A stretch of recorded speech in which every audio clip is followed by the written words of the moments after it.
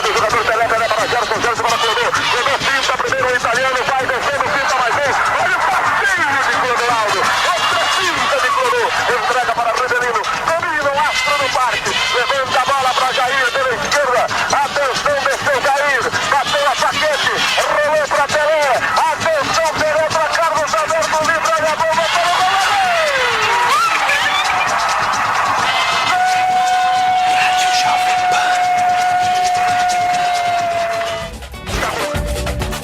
É verdade. E a gente em vídeo tá repetindo o gol, né? Eu tava em cima, hein? Também. Sensacional, Sabia José narrar, Val. né? Aliás, quem está, quem está nos assistindo pelo YouTube, não é, Mauro? Essa imagem que a gente colocou aí não é a imagem da televisão, é a do filme da FIFA com a câmera do câmera outro invertida. lado. A câmera invertida, que é sensacional também, né, Mauro? E é em filme, né? É em película e é uma obra de arte mesmo. É o mais lindo gol da história da Gilles Rimet, de 40 anos. E como tudo era iluminado, tinha que ser o último gol e tinha que ser com o capitão.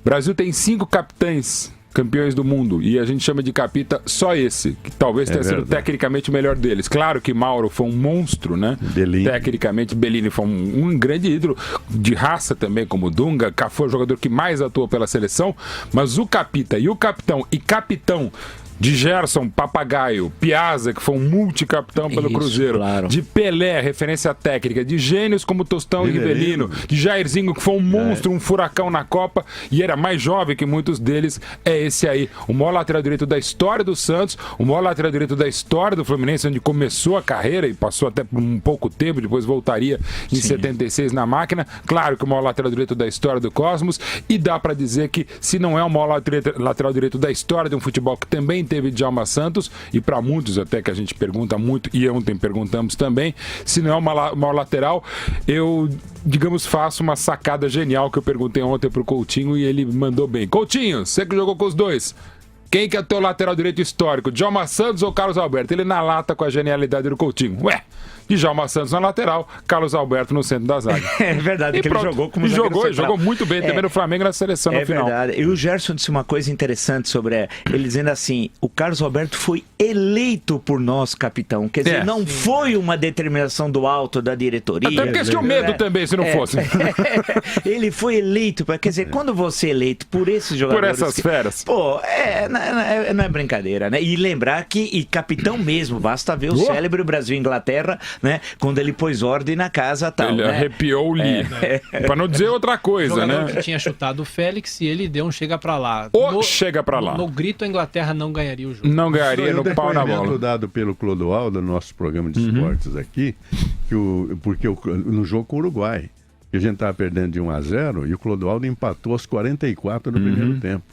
Foi uma alteração orientada pelo Carlos Alberto. Daquela troca de função entre ele e o Gerson. Isso. Então o Gerson recuou e o Clodoaldo ele soltou. Foi para frente e com o destino de receber a bola e botar para dentro. E fazer aquela jogada sensacional com o Tostão. Declaração do próprio Clodoaldo. E esse gol que a gente quer ver, tem que rever sempre. O Dario também falou ontem pra gente que é o gol mais visto da história e tem que ver mesmo pra tentar aprender. Já perguntei várias vezes a todos os que participaram do lance e tentar resumir o que o Carlos Alberto fala.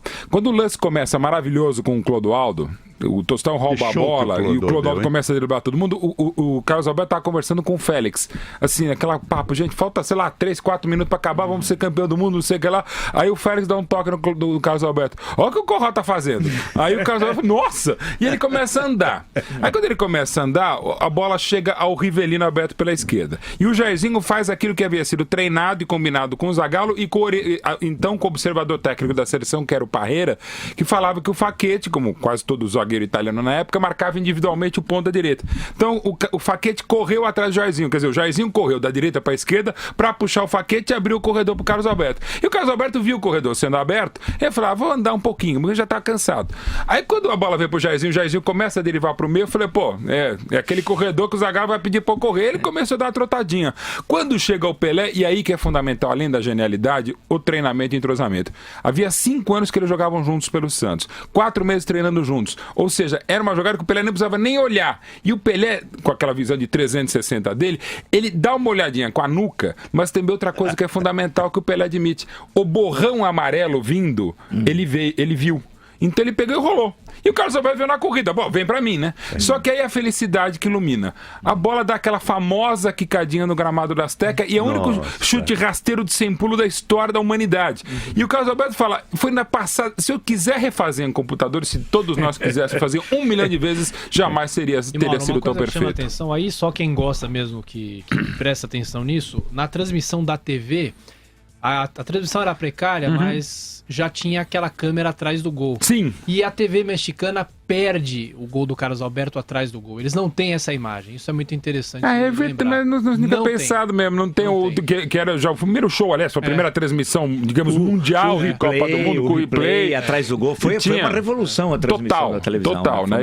E realmente tinha que ser o iluminado Carlos Alberto, porque ele mesmo quando ele revia o lance, ele falava, é aquela vez só. Não dá pra tentar repetir o que aconteceu. E é um jogador que não tem como substituir. Daqui a pouco o Viga vai trazer informações do velório, o Mauro, mas vamos falar um pouco sobre a rodada. 11 horas. O enterro às 11. Quer falar um pouco sobre a rodada?